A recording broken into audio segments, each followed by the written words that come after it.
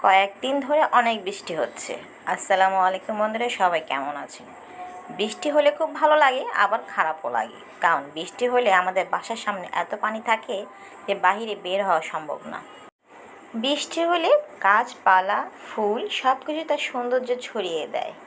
এই হলো আমার কয়েন প্ল্যান্ট, তার সৌন্দর্য ছড়িয়ে দিয়েছে বৃষ্টির মাঝে। আর আমাদের দুর্ভোগের তো শেষ নেই। এই যে চারিপাশে পানিতে থই থই, আমাদের একতলায় প্রচুর পানি, প্রায় হাঁটু পর্যন্ত পানি।